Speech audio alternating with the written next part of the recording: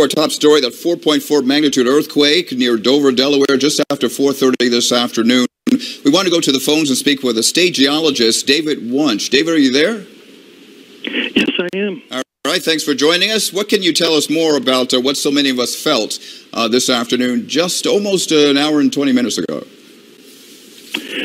Well, it was indeed an earthquake. I'm looking at some screens right now that are showing some of the information about it. It appears to have been centered just a few miles from Dover, Delaware, about 8 miles northeast. It occurred about 8.1 kilometers deep. We're looking at where it was felt, and it's interesting, the people that are reporting having felt this earthquake, it ranges all the way from Washington, D.C. up to Yonkers, New York, as of right now. What causes the plates underneath our state, David, to start shifting? Did we get any sort of little tremors or warning signs, or why would it suddenly happen today, for example? Well, that's interesting you asked that question, because my colleague, the state geologist in Maryland, had some news here recently about a week or so ago where they had some small tremors in Maryland, not too far away as well. So we don't know if there's any relation to what we felt here today in Delaware or not, but it certainly piques the curiosity of scientists. Mm-hmm. It's interesting that the hits or where people have felt it the most kind of runs in a line. It does run, like I mentioned, from Washington up toward New York City, and that's not surprising because that's where kind of what we call the fall line, where the Piedmont rocks are. These are the more dense,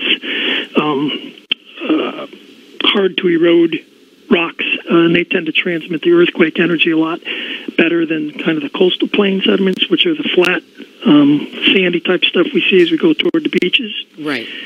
So, an interesting setup as of right now. Okay, well, as you mentioned, from Washington, D.C. to Yonkers, New York, David, certainly rattled the entire East Coast. How common is something like this for it to be as widespread as it was this afternoon?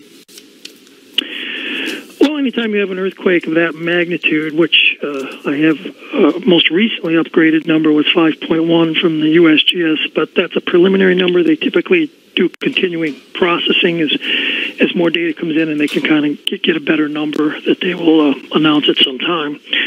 But, for example, the Virginia earthquake that happened a few years ago, that was also felt, actually, I think, even farther up along the coast.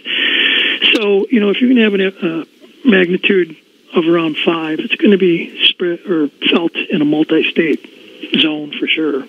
Should people worry that there will be other tremors, or that this could just be the precursor of a really big one, the kind like we see out in California, which is not that common on the East Coast to have such a huge one that does damage and possibly, God forbid, could take lives? What do you think is the really tip of the iceberg here, or is this just an isolated event? Too early to tell, but it's not likely that this was a precursor of a sudden increase in major seismicity. We're kind of in the middle of earthen plates here on the East Coast. They're not that active, but they are on continuously getting stressed and strained from basically the oceans are kind of still splitting us apart. So it tends to build up pressure in the rocks, way deep below us over long periods of time, and then every once in a while it has to release that energy in the form of an earthquake. Like I said, it's too hard to tell.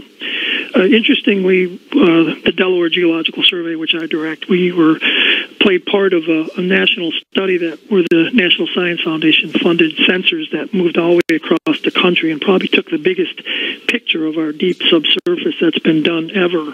And they're still processing that data, but hopefully that'll give us a better idea of what some of the geologic structures are at depth that we can't see or we can't even drill to, but we can infer from geophysics, which is much like taking an MRI of the Earth. It kind of gives you the deep layers and things you can't see, and that may shed a lot of information about what might be causing these earthquakes that we are finding on the East Coast. Wonderful. Right. Well, David, tell us, where in Delaware are you in relation to Dover, and if you felt anything when this occurred?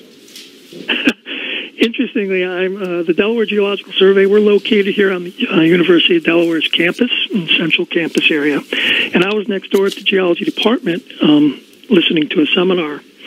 And during the seminar, all of a sudden, the projector screen started swaying, and everything was moving around. And I looked at all my colleagues, and I said, I think that was an earthquake, because I felt a few of them. I was also the state geologist of New Hampshire, where we also have seismic events. And so, indeed, the phones have been ringing off the hook ever since. It's an unnerving feeling. I was actually in a small one once in Puerto Rico. I'm sure you've felt them, and you never forget it, do you? David Wunsch, thank you so much from the Delaware State Geology Department. We really appreciate your insight.